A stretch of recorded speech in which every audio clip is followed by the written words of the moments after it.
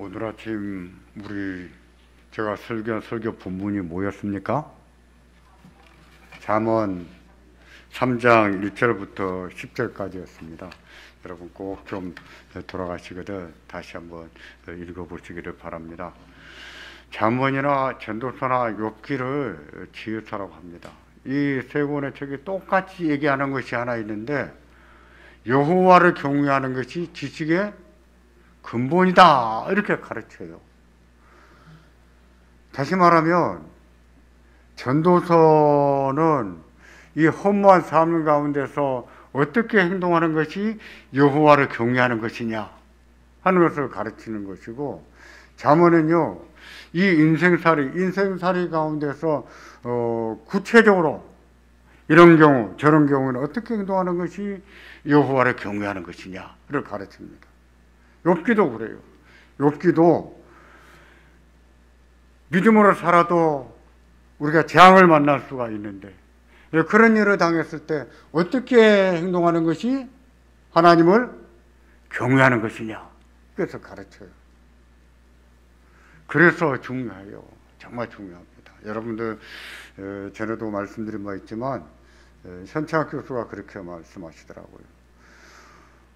저는 우리 한국교회, 특별히 한국교회에 해당하지 않는가 그 말이 이렇게 생각합니다만은, 우리가 배워야 될 마지막 신앙이 있다면 그것은 욥기의 믿음을 배우는 것이다. 욥의 믿음을 배우는 것이다. 이러시더라고요. 저도 가만히 생각해보면 옛날에 저희 어렸을 때 어른들은요 그런 믿음을 가졌던 것 같아요. 그때 어른들은 그 고난 가운데 핍박을 받으면서, 그때 엄마들은 대개 다 핍박받으면서 예수 믿었습니다. 그 시절에는 아버지들한테 그 핍박받으면서 막 어떤 아버지들은 교회 간다고 주 패고 그랬어요, 엄마들. 그러면서 믿음을 지킨 사람들이에요. 그때 어른들은 욥기와 같은 그런 믿음을 가졌던 것 같아요.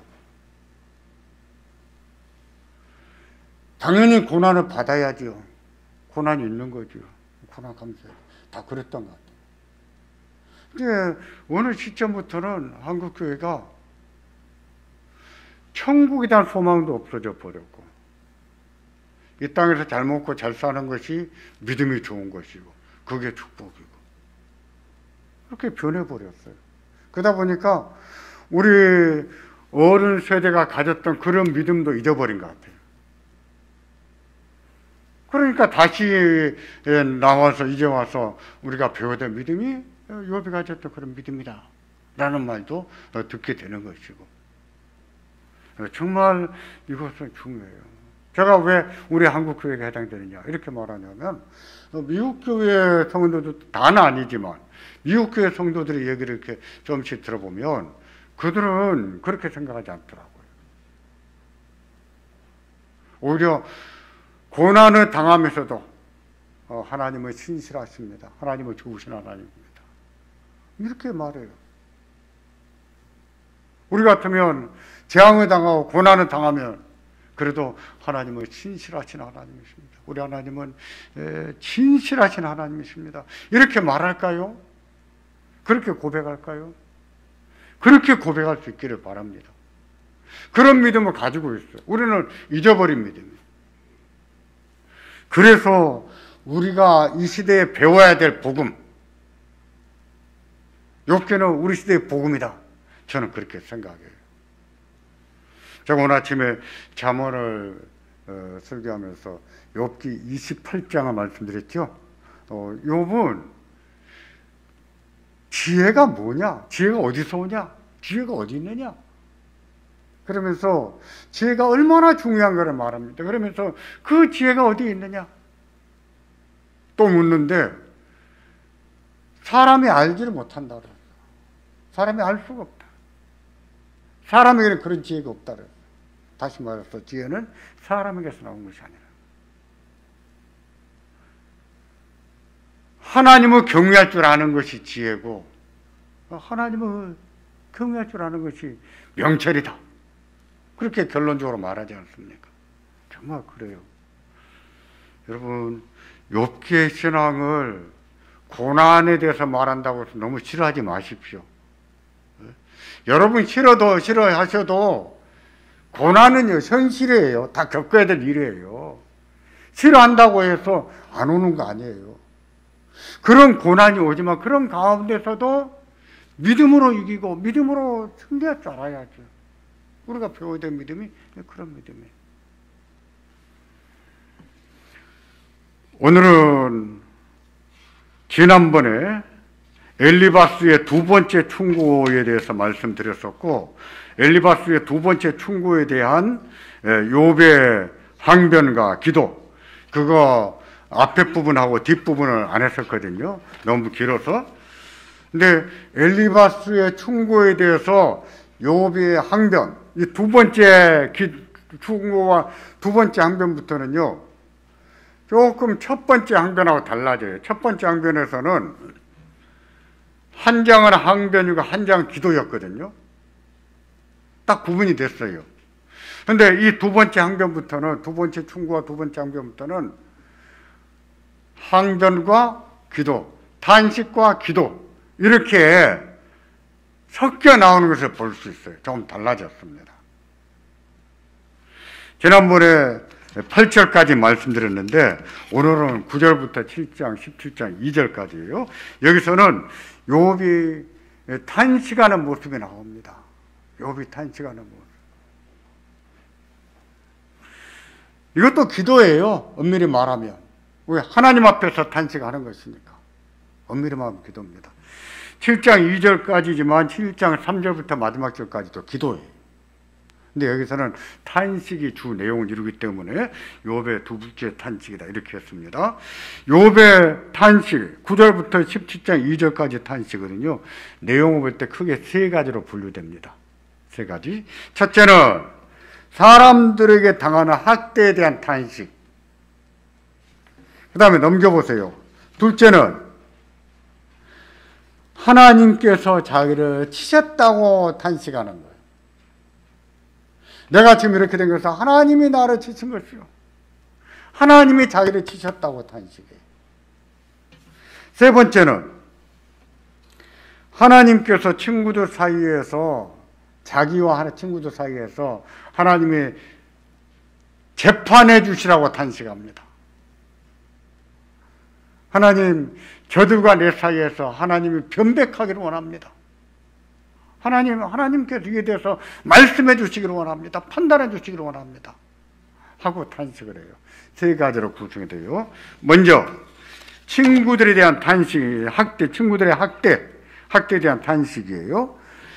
16장 10절을 보면 무리들은 여러분 다 같이 보세요. 무리들은 나를 천대하며 뺨을 치며 함께 모여 나를 대적하는구나 그랬어요. 무리들 이렇게 말했지만 여기서는 엄밀히 말하자면 새 친구를 말하는 것으로 봐야 되겠죠. 사람들은 재앙으로 고통당하는 사람들, 그런 사람들을 자꾸 너무 참견하지 마세요. 와서 옆에 있어주고 같이 울어주고 그럴 거 아니면은 너무 참견 안 했으면 좋을 것 같아요. 예를 들면 내가 기도 안 해서 그래, 이런 말 좀 하지 말자는 거예요. 네 회개할 것 있는 거 없는가 찾아봐. 죄가 있으니까 그러지. 이런 얘기 할 거는 하지 말자 그 말이에요. 그런 얘기를 한다면은 정말 기도 많이 하고 정말 하나님 은혜를 많이 구하고 해야 됩니다. 그런 식의 말이라면은.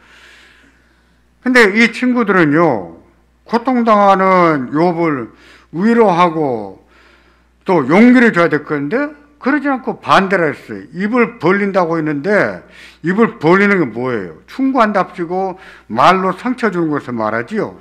그러면서 나를 어떻게 했다 그랬어요? 천대하고 또 뺨을 치고 또 나를 대적합니다 이렇게 말했어요. 진짜로 뺨을 쳤을까요? 그러지는 않았을 것 같아요. 그건 아닐 것 같아요.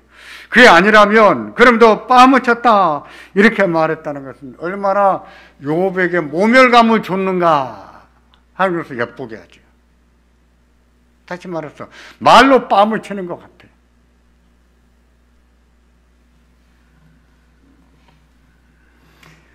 그 다음 15절과 16절을 볼까요?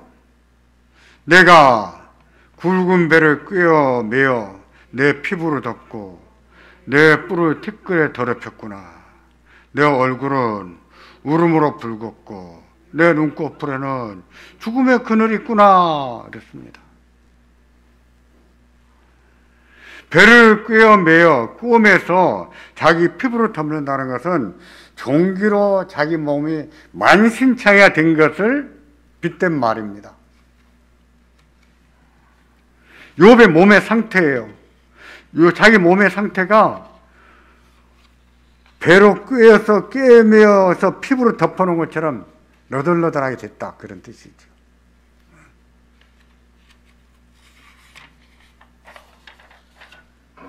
내 뿔이 티끌에 더럽혀졌다. 이 뿔은 뭘까요? 시부리 말해서 뿔과 빛은 같은 나라입니다. 뿔하고 빛은 같은 나라. 그러니까 미켈란젤로의 작품 가운데 모세상이 있지요. 모세상을 보면 머리에 뭐가 박혀 있습니까? 뿔이 박혀 있어요. 기억나세요? 학교 다닐 때 미술책에 나왔어요. 딱 뿔이 박혀 있어요. 그 왜 그러냐면은 모세 얼굴에 광채가 났잖아요. 광채 빛나는 것을 어떻게 표현할 길이 없어요.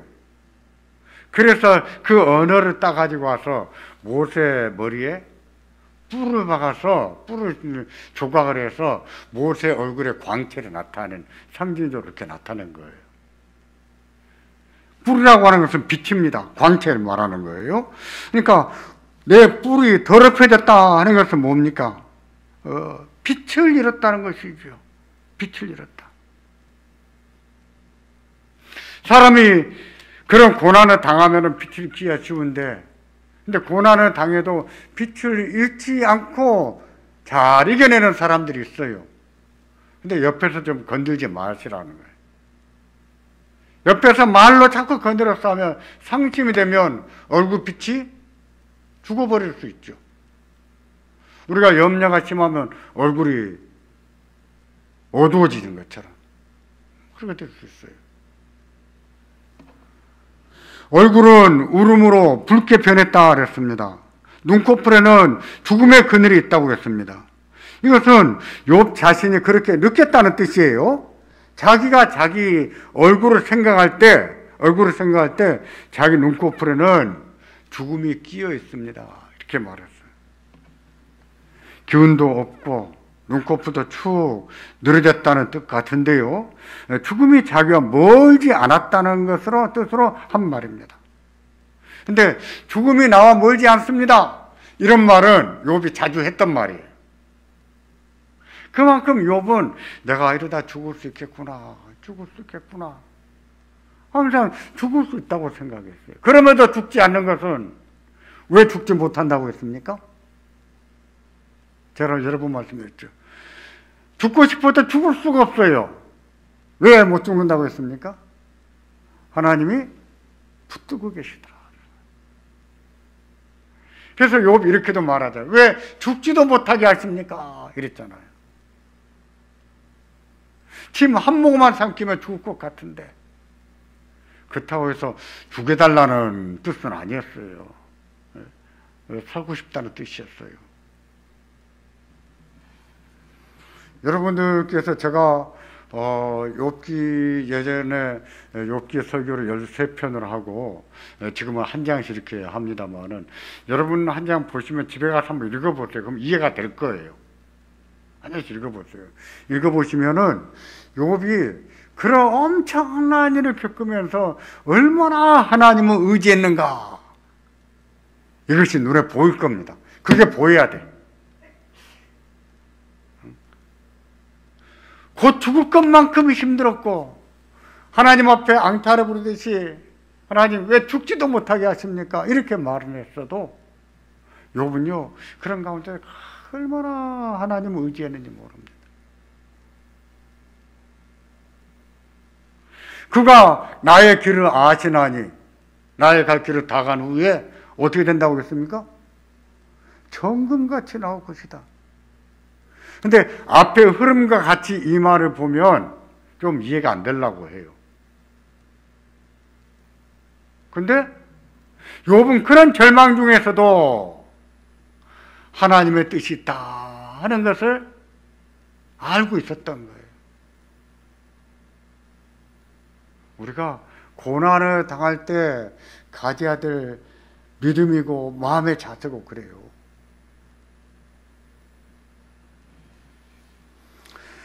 두 번째 탄식은요, 주로 하나님이 나를 치셨다 하는 뜻으로 이루어집니다. 자신의 몰골이 그토록 비참한 것도 하나님이 치신 것이고, 친구들에게 말로 아픔을 겪는 것도 하나님이 그렇게 하셨다고 합니다. 16장 9절. 그는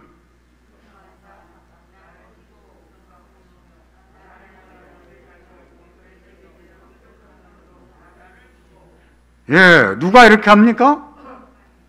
하나님이 진노에 나를 찢고 군박하시고 또 이를 갈고 대적에 대해 뾰족한 눈으로 나를 보십니다. 11절.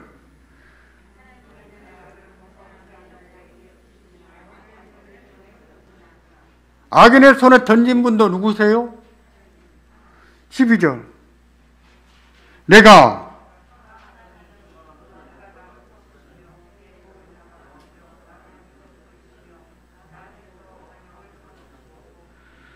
내가 평안하게 살았었는데 나를 이렇게 꺾어버리시고 내 목을 잡아서 집어 던져버리시고 나를 부서뜨려 버리시고 저 관역에다가 세워놓고 활을 당겨서 화살을 날려버리시고 누가 그렇게 했다고요? 하나님이. 또 13절. 그 살로 나를 사방으로 쏘아 인정 없이 내 허리를 뚫고 내 쓸개로 땅에 흘러나오게 하시는도다. 하나님이 치셨다는 거예요. 12절에 하나님이 나를 꺾으셨다고 했는데 14절에서 보면 그런 사실을 강조해서 또 이렇게도 말합니다. 그가 나를 꺾고 다시 꺾고 용사같이 내게 달려드시니, 이제 하나님이 자기를 얼마나 처참하게 꺾어 놓으셨는가 하는 것을 노래하는 거죠. 앞에서도 하나님이 나를 꺾었다 그랬는데 14절에서도 그가 나를 꺾고 다시 꺾고, 얼마나 꺾어버린 겁니까? 이렇게 뼈를 한번 꺾어버린 것도 엄청난 고통인데 꺾은 뼈를 또 꺾어버리고 얼마나 고통스러운 거예요. 누가 그렇게 치셨다고요? 하나님이. 이런 경우에 꺾었다면 무엇을 꺾었다는 뜻이라고 했습니까? 아침에? 구약에서 뼈를 꺾으시고 이런 말이 종종 나와요. 특히 욥기에 많이 나와요. 근데 뼈를 꺾었다는 말은 무엇을 빗댄 말이라고요? 인생을 꺾어버린 것을 말합니다. 인생을. 삶이 꺾여지는 것이죠. 구약에서 꺾었다는 표현이 그런 뜻으로 사용합니다.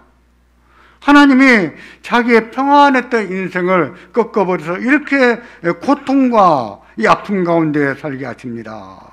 하나님 하셨다 그랬어요. 여러분, 그게 이해가 되십니까? 하나님이 꺾으셨다. 이해가 되세요? 아마 우리 한국교회에서는 하나님은 이렇게 나쁜 하나님이야? 하나님 그런 분 아니죠. 좋으신 하나님이시지. 이렇게 말할 것 같아요. 우리 한국교회 신앙으로는 하나님이 나를 꺾으셨다, 하나님 나를 치셨다, 이렇게 생각하기가 쉽지가 않을 것 같아요. 그러면 누가 꺾는 거예요? 하나님 안 꺾으신다면 누가 꺾겠습니까? 사탄이 꺾을까요? 마귀가 꺾을까요? 마귀가 우리의 삶을 꺾어버릴 수 있는 주권이나 있을까요?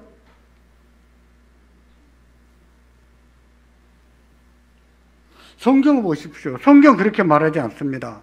사탄이 욥을 시험할 때도 하나님이 허락하신 것만큼만 시험했지 하나님이 허락하지 않은 것을 할 수가 없었어요. 욥이 시험을 당하는 것도 하나님이 허락하셨기 때문에 당할 수 있었던 거예요. 따라서 하나님께서 치시고 꺾으셨다고 하는 생각은 믿음이 없는 생각이 아니라 하나님의 주권을 인정해드리는 생각. 하나님의 주권입니다.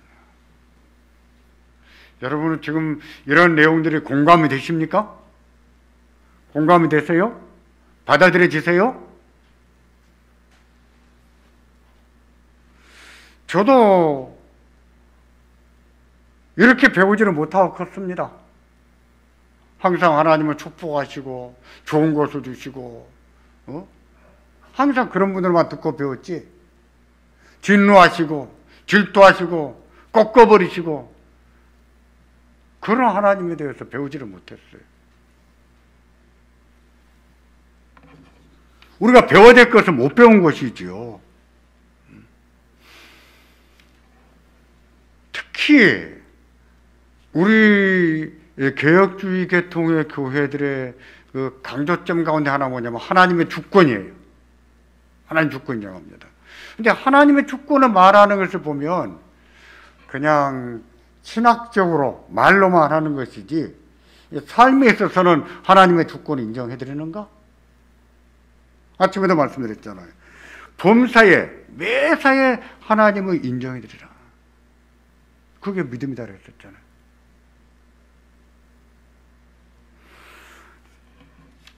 말로는 하나님의 주권을 인정한다고 하는데 근데 어떤 일이 잘 안 될까 봐 걱정하고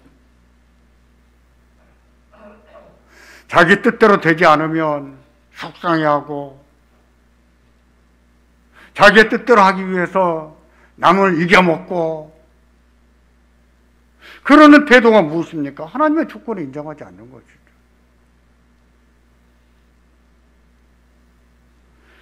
욥은 어떻습니까? 나를 꺾으신 분이 하나님인데 그 하나님이 나를 꺾고 또 꺾었습니다. 이렇게 말하잖아요. 그렇다고 하나님은 원망했습니까? 아니에요. 원망하지 않았어요. 이렇게 고백한다는 자체가 무엇입니까? 하나님의 주권을 인정해 드릴 줄 안다는 거예요. 하나님의 주권을 인정하는 겁니다.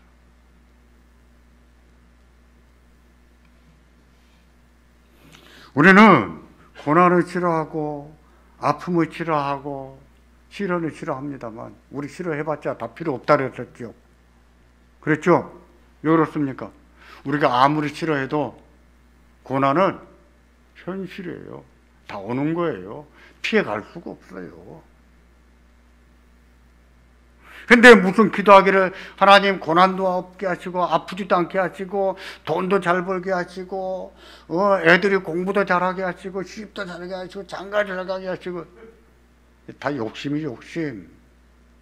기도가 그렇게 이루어지지 않습니다. 하나님 다 주지 않으시더라고요. 우리도 알잖아요. 살펴봐서. 근데 그런 기도가 얼마나 잘못된 기도인가를 알 수 있어요.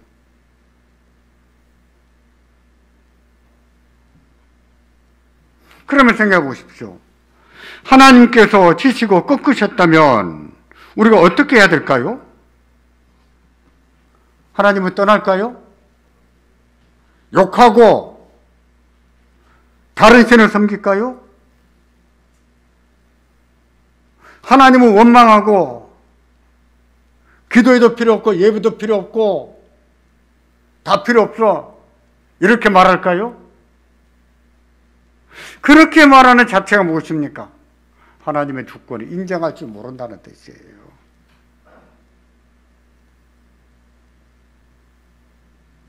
욥기를 보면 그런 식으로 생각하는 부류가 있어요. 하나님 이렇게 꺾어버리면 하나님을 욕하고 떠나갈 겁니다. 누가 말했죠? 사탄이 그렇게 말했어요. 또 누가 그렇게 했을까요? 행동을? 욥의 아내도 그랬었죠. 하나님을 가 저주하고 가 죽어버려라 이랬잖아요. 욥의 아내도 떠나갔을 것 같아요. 근데 나중에 보면 욥의 아내 이야기가 안 나옵니다. 욥의 아내 이야기가 안 나오고 마지막 장에 가서 보면은 욥이 또 자녀를 열어놨다 그랬어요. 그러면 이 아내는 누굴까요? 하나님을 욕하고 나가 죽어버려라 이렇게 말했던 그 아내였을까요? 아니었을 것 같아요. 나이를 계산해봐도 그게 계산이 안 돼요. 욥이 분명히 재혼했을 거예요.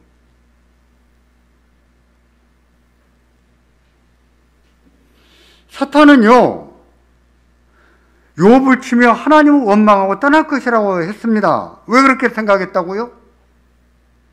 사탄은 그런 사람을 많이 봤거든요. 우리도 보잖아요. 조금 고난이 오고 뭐 좀 안 되면 그렇게 하면은 기도도 안 하고 주일도 안 지키고 믿음 잘 안 하고 포기하고 이런 사람 있잖아요. 제가 잘 아는 사람이 하나 있어요. 군대에서 만난 사람인데 알고 보니까 군대 가기 전에 제가 잘 알았던 분의 동생이었어요. 제가 군대를 갔다 와서 그분을 만나는데 교회 안 나간다는 거예요. 왜 안 나갑니까? 자기가 5년 그분은 하사관으로 근무했거든요. 하사관 복무하고 나서 대학교로 가려고 제대하고 몇 달 만에 대학교 시험을 보는데 자기가 3일 금식했답니다.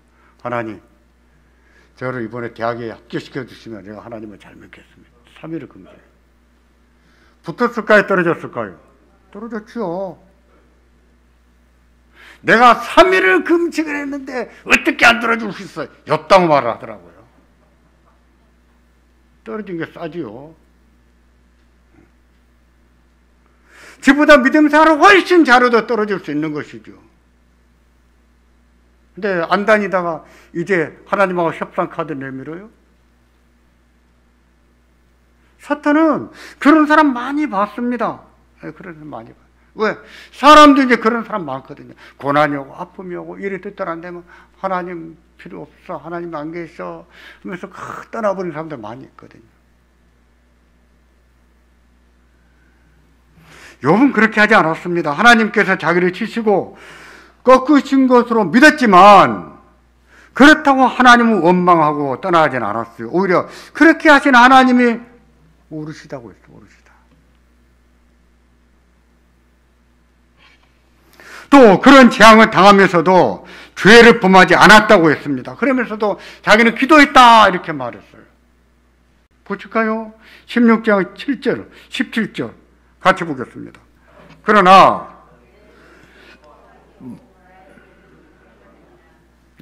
그런 재앙을 당했어도 자기는 포악하게 굴지 않았다 그랬어요.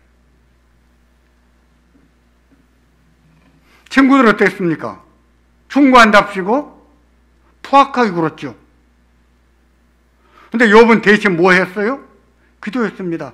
진절머리가 나게 굴었지만 친구들은 오히려 욥은 하나님을 의지하고 기도했다 그랬습니다. 이런 게 믿음이지요. 이게 믿음이에요.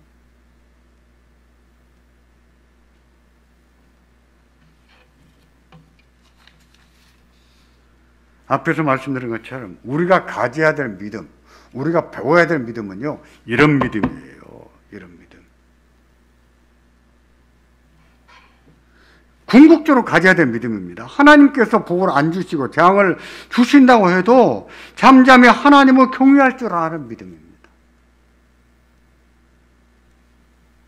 재앙 가운데서도 하나님을 경외하며 기도하는 믿음이에요. 이게 진짜 믿음이죠.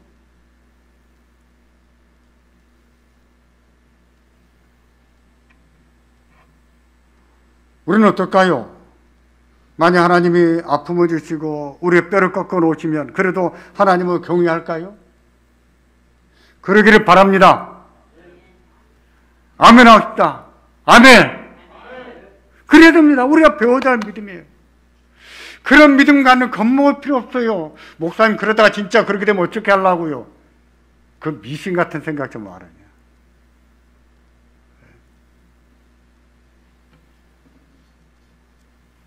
세 번째입니다. 욥의 탄식 세 번째 요인은 뭐냐면 죽음의 문턱에서 자기와 친구들 사이에 하나님이 재판해 주시라고요. 하나님, 내가 너무 억울합니다. 너무 속상합니다. 하나님이 판단해 주십시오. 우리도 그럴 때가 있습니까? 없습니까? 있지요? 저도 있어요. 저도 말로 안 되고 어떻게 안 되고 하면은 하나님께 맡깁니다. 하나님의 선악간에 판단하시고 하나님이 인도하시기를 바랍니다. 16장 20절을 볼까요? 나의 친구는 나를 조롱하나 내 눈은 하나님을 향하여 눈물을 흘리고 21절에 사람과 하나님 사이에 인자와 그 원수 사이에 변백하시기를 원하노니 친구들의 그런 조롱 섞인 말을 들으면서도 너무 가슴이 아픕니다. 근데 하나님을 향해서 눈물을 흘리면서 뭐라고 얘기했어요? 하나님과 사람 사이에 그리고 인자와 그 원수 사이에 변백하기를 원합니다 했습니다. 이것은 뭐예요? 기도지요. 기도하기를 하나님과 사람 사이에 또 인자와 자기와 그 이웃들 사이에 변백하기를 원합니다. 변백이라는 말은 판단하다는 뜻이에요. 성경에서 이 단어는 소송에서 재판을 의미합니다. 자기가 재앙을 당한 것과 친구들에게 짓밟힌 것에 대해서 하나님이 판단하시기를 원합니다. 또 나는 내가 왜 이런 재앙을 당해야 되는지 난 모르겠어요. 그러니까 하나님과 사람 사이에 하나님이 변백하기를 원합니다. 내가 왜 이런 일을 당해야 되는지 이것도 하나님께서 말씀해 주시기를 바랍니다 하고 기도한 것이죠. 그래야 됩니다. 이게 믿음이죠. 이렇게 해야죠.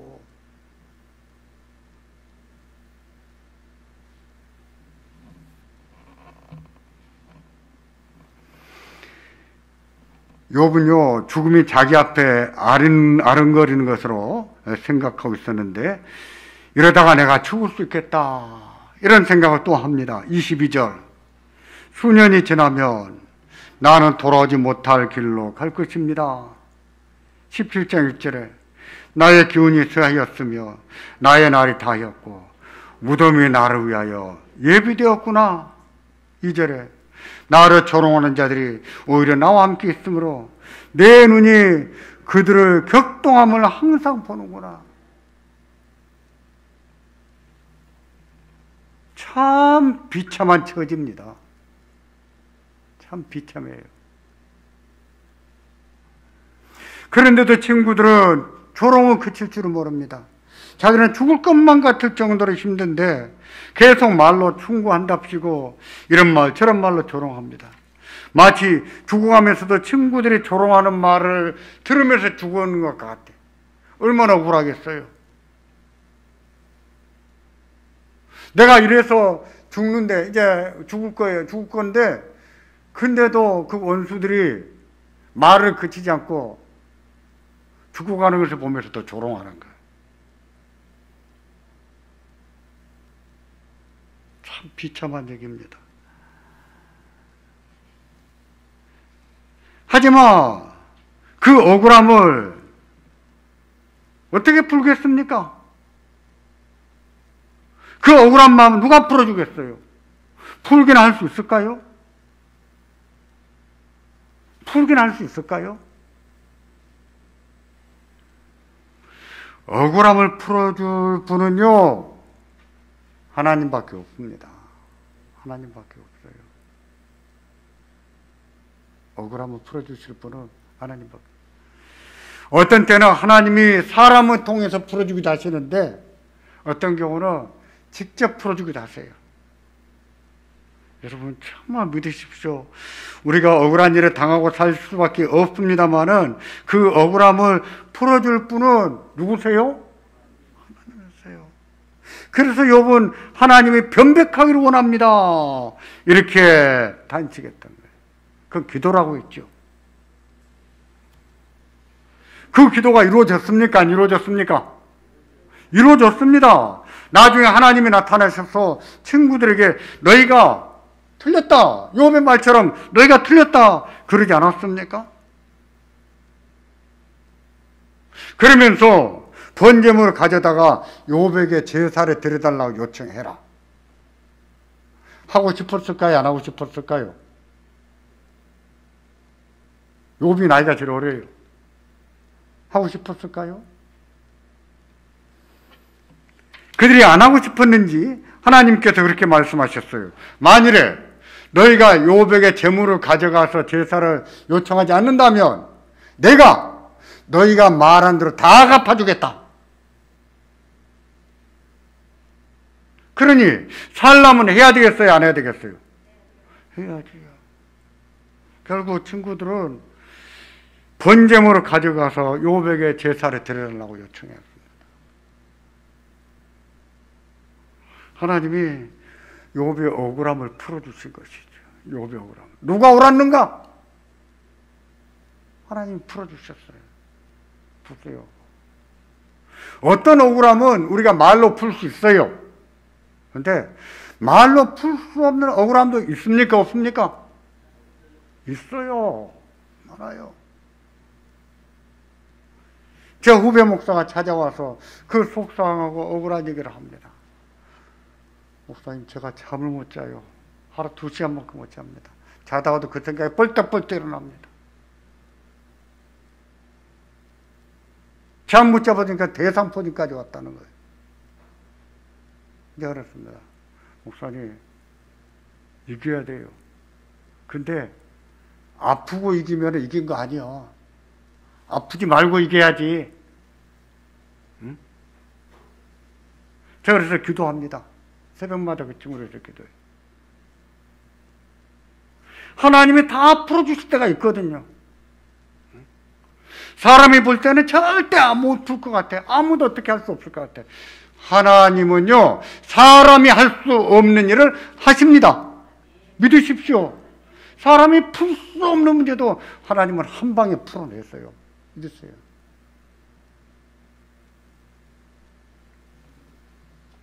그러고 보면 최종적으로 우리의 억울함을 풀어줄 분은 하나님이십니다. 하나님밖에 없어요. 살다 보면 억울할 때가 있지만 너무 그렇게 억울하게만 생각할 필요는 없어요. 왜? 하나님이 계시니까. 언제 풀어줄지, 몇 년 후에 풀어줄지, 죽을 때나 풀어줄지 알 수가 없어요. 알 수가 없는데, 근데 분명한 사실은 하나님을 들으시고 하나님을 보시고 있다는 거예요. 우리로서는 어떻게 해야 될까요? 그때까지는 맡겨버려야죠. 속상하지 말고. 네? 속상하지 말고, 아프지 말고, 맡겨버려야죠.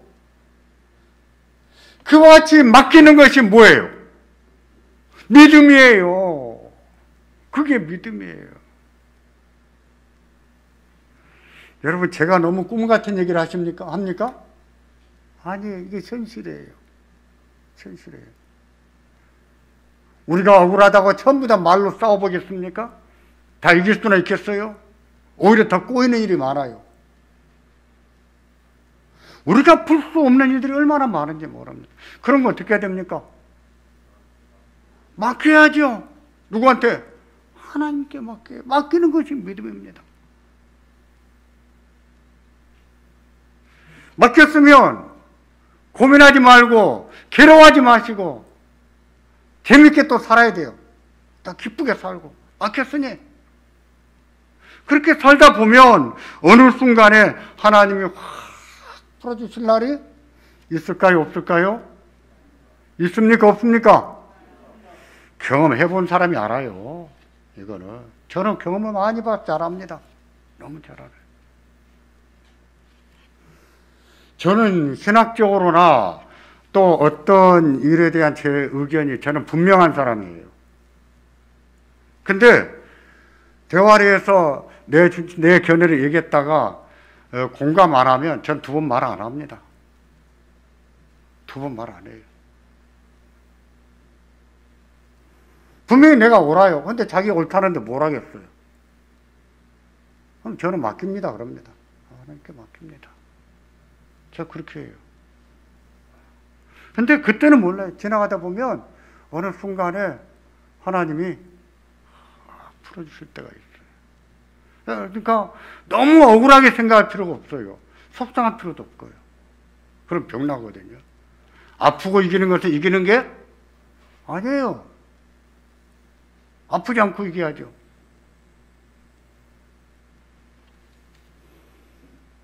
죽을 만큼 고통스러울 때도 있어도 맡겨야 돼요. 그러면 하나님이 풀어갔어요. 정말 풀어요. 우리 하나님은요, 살아계신 하나님이세요. 여러분 진짜 살아계십니다. 다 듣고 계세요. 다 보고 계세요. 정말 그래요. 한번 해보십시오. 정말 그런가 그렇지 않는가. 정말 그렇습니다. 아실 거예요. 그때 가보면. 결국 욥은 어떻게 했습니까? 친구들 때문에 그렇게 힘겨울 때 친구들이 그게 아니라고, 나는 그런 사람이 아니라고 항변을 했지만, 욥이 진짜 잘한 것은 무엇인가? 항변한 다음에 뭐 했어요? 뭐 했어요? 기도했다니까요. 항변을 끝내지 않고 항상 항변한 다음에는 기도가 나와요. 그러니까 친구들이 한마디 하면은, 욥은 두 마디 한 셈인데, 두 마디 중에 한 마디는 항변이고 나머지 한 마디는 기도예요. 기도입니다. 기도해야 돼요. 기도하면 당장 해결해 주십니까? 한 방에 해결해 주십니까? 아니요. 그런 경우는 별로 없더라고요. 있긴 있어요. 있긴 있어요. 한 방에 얘기해 볼 때가 있습니다. 근데 오히려 많은 경우는 기도하고 참고, 기도하고 이기고, 기도하고 기다리고, 기도하고 잊어버리고, 그래야 될 때가 훨씬 많아요. 하나님이 기도 한 번만 하면 그 문제를 확 이겨버릴 수 있는 능력, 기도 한 번에 그런 큰 능력을 좀 좋겠는데, 이상하게 하나님은 기도를 좋아해서 그러시는지, 제 생각이에요. 성경이 제 생각에는 그날 이길 만큼만 힘 주시는 것 같아요. 꼭 그날 이길 만큼만. 그러니까 매일 기도해야 되는 거라. 그날 이길 만큼만 힘 주시고, 그날 이길 만큼만 힘 주시고, 꼭 그러신 것 같아요. 제 생각에. 물론 하나님이 한 방에 해결해 줄 때도 있어요. 근데 더 많은 경우는 기도하고 참고, 기도하고 기다리고, 기도하고 힘내고, 기도하고 감사하고, 그래야 될 때가 참 많은 것 같습니다. 중요한 사실 하나님 듣고 계시죠. 맡기고 살기를 바랍니다. 그게 믿음입니다. 믿음으로 사는 것이. 하나님을 경외하는 것. 하나님은 하나님으로 인정해드리고 사는 겁니다.